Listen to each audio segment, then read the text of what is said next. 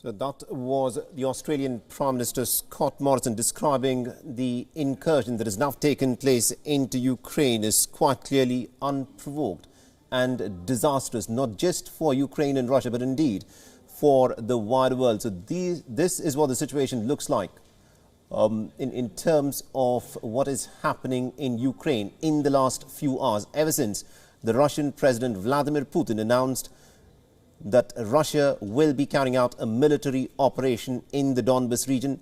Remember, the Russian president stated that the operation would be limited to the Donbas region, but that is not how things are playing out on the ground. Because from the visuals that are coming in from different parts of Ukraine, there have been reports of explosions, many of them attributed to missile strikes that have been carried out in different parts of Ukraine. Ukraine, for its part, has shut down its airspace, and very, very tense moments unfolding. It remains to be seen as to what happens in the next few hours to see what the scale of this conflict will be. Is this some kind of a limited war that Russia is hoping for, or is this going to be a much bigger and a wider conflict that Russia has now engaged in? Back in 2014, Russia moved in and annexed the peninsula of Crimea. At that time, it had a clear objective in front of it.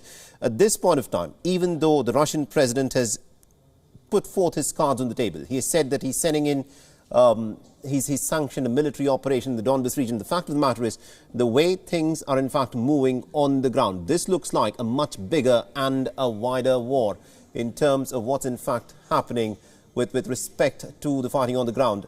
These are visuals of explosions and missile strikes that have in fact taken place in different cities across Ukraine. And also, to give us more insights in terms of what Russia could of course be hoping through this conflict, we are being joined in by Mr. Andreas Umlen, and he's joining us live from Stockholm. Mr. Umlen, thank you very much indeed for joining us in this broadcast on WION.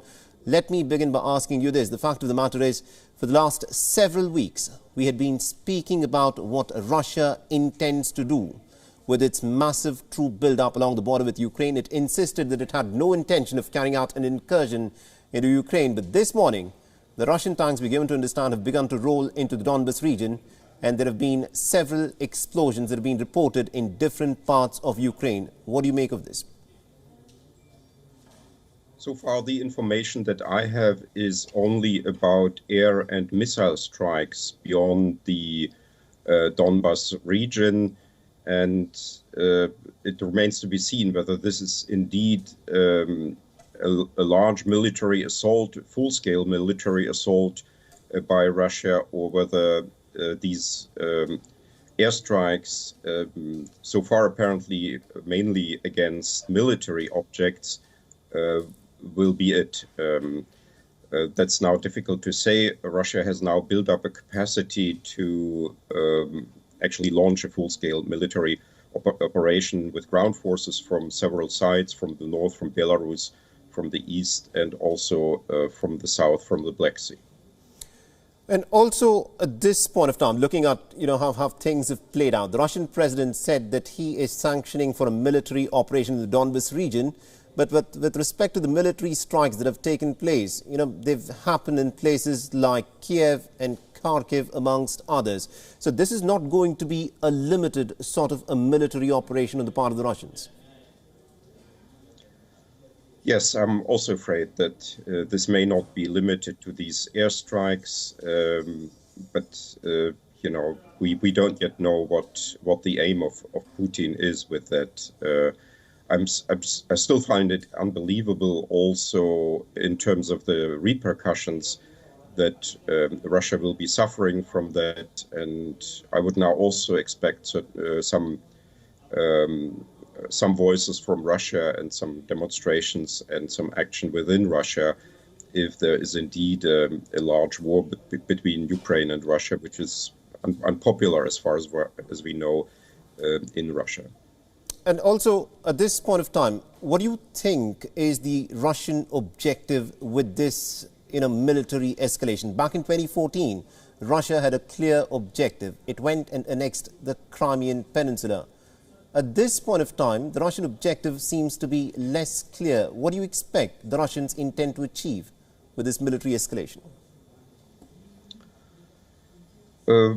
I think there are two options here. Either it is the full destruction of the Ukrainian state, not perhaps the full destruction of Ukraine, that would actually run counter to what Putin has been saying about Ukraine.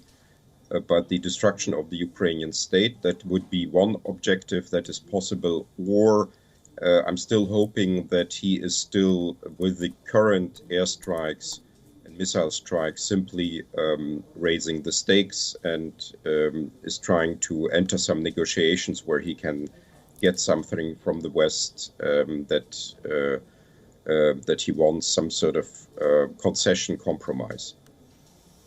And also, at this point of time, the West has been engaged in a lot of diplomatic efforts for the last several weeks. The West has been planning financial sanctions, but that clearly has not created the deterrence that the West would have been hoping for. And also, there was a lack of unity in terms of how far these sanctions would actually go. Do you think the West has in fact failed in its diplomatic efforts in creating a deterrence against Russian aggression? Yes, obviously, yes. We see the result now, and one can only hope that now the so-called sanctions from hell will be starting as soon as possible, so that that Russians will feel. I think that's the only way to go now, that this is not a cost-free adventure. Mm-hmm. And also, the fact is, the United States is extremely reluctant to put boots on the ground, and for good reasons. Do you think if this crisis were to escalate further, the United States and the NATO military alliance, although Ukraine is not a part of the NATO military alliance and therefore NATO would not be duty bound to come to its protection, do you see any kind of military involvement of the West in this crisis?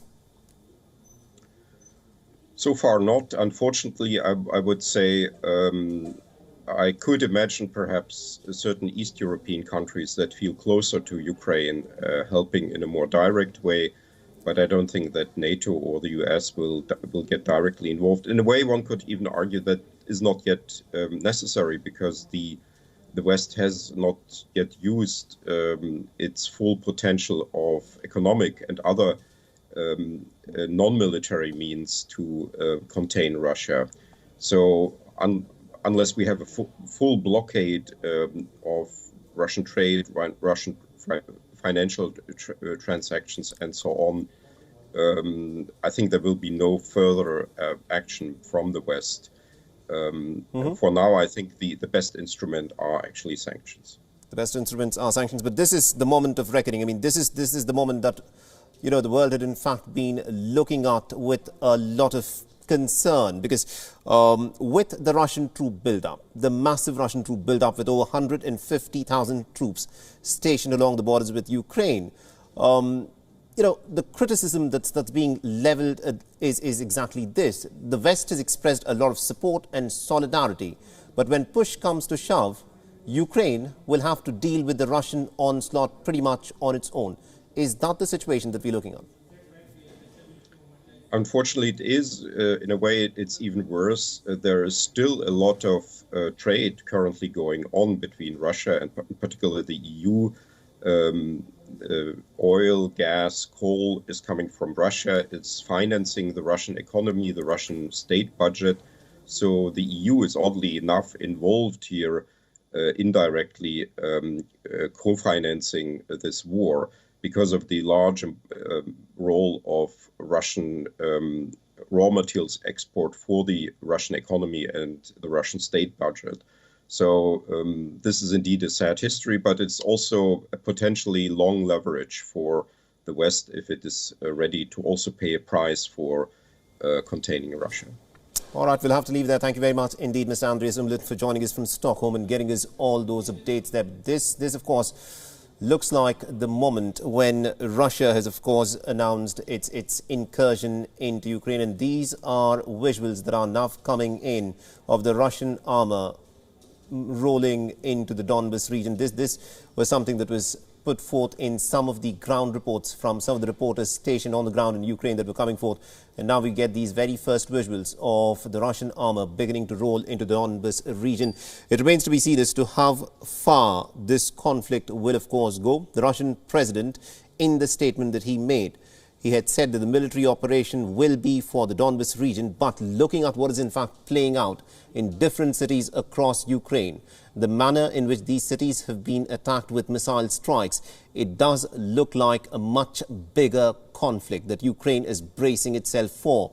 And despite the diplomatic efforts that were underway over the course of the last several weeks, it does appear that Ukraine will have to face the Russian onslaught virtually on its own, with very little support coming in. There's a lot of solidarity that is being expressed for the people of Ukraine, but what can you do with solidarity when faced with an enemy who's knocking on your gate? And this is, of course, the very difficult question which the people in Ukraine will have to contend with. And these are visuals of the Russian armor rolling into the Donbas region, reports of which came earlier this morning.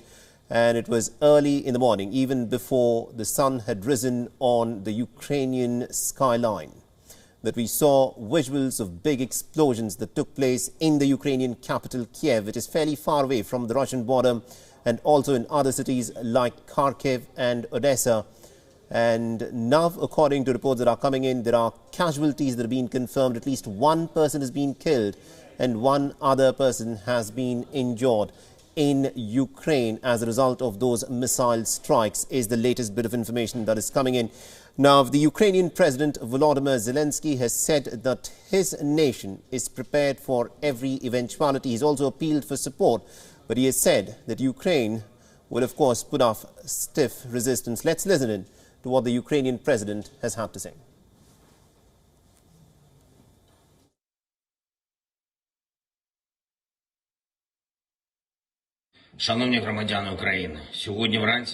Dear Ukrainians, this morning Russian President Vladimir Putin announced a special military operation in the Donbas. Russia carried out strikes on our military infrastructure, on our border guards. Explosions were heard in many cities of Ukraine. We introduced martial law throughout the state. A minute ago, I had a conversation with US President Joe Biden. The US is starting to gather international support.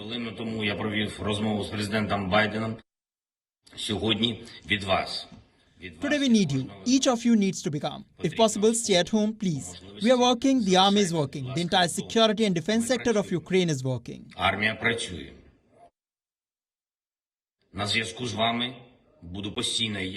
the National Security and Defense Council, the government will be in touch. Soon I will be in touch again. Don't panic, we are strong and we are ready for everything, and we will defeat everyone. Because we are Ukraine, glory to Ukraine. Слава Україні!